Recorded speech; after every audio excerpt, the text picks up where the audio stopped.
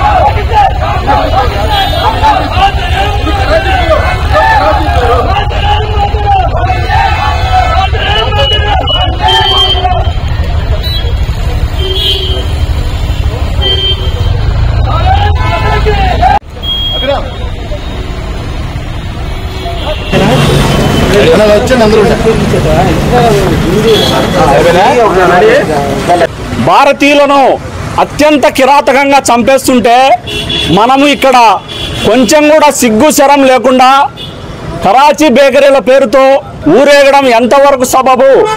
తక్షణమే యాజమాన్యం దేశవ్యాప్తంగా ఉన్నటువంటి కరాచీ బేకరీల పేర్లను మార్పు చేయాలి, తొలగించాలి.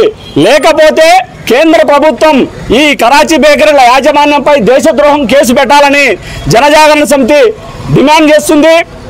పాకిస్తాన్లో భారతీయ మూలాలు ఉన్నటువంటి బెనారస్ బేకరీల పేరుతో వ్యాపారం చేస్తే అక్కడ ఉన్నటువంటి ప్రజలు సహించగలరా అని మేము ప్రశ్నిస్తున్నాం. తక్షణమే ఈ బేకరీలు ఏవైతే ఉన్నాయో అవన్నీ ప్రస్తుతం సరిహద్దుల్లో ఉద్రిక్త పరిస్థితులు ఉన్నాయి కాబట్టి దేశభక్తిని నిరూపించుకోవడం కోసం ఇటువంటి కరాచీ పేర్లు ఉండకూడదని మేము ఈరోజు నిరసన తెలియజేస్తున్నాం. తక్షణమే ఈ కరాచీ బేకరీల పేర్లను తొలగించాలి. 10 రోజులు సమయం ఇస్తున్నాం. 10 రోజుల్లో తొలగించలేదనుకోండి, పోలీసులు కాదు కదా, ఎవరు వచ్చినా కూడా పెట్రోల్ పోసి తగలబెడతామని ఈ సందర్భంగా హెచ్చరిస్తున్నాం. పేర్లు మార్చుకోండి. మేము జనజాగరణ సమితి హిందూ జాతీయవాద సంస్థగా మేము వీళ్ళ వ్యాపారానికి కానీ ఎటువంటి అభ్యంతరం కాదు, వ్యతిరేకం కాదు.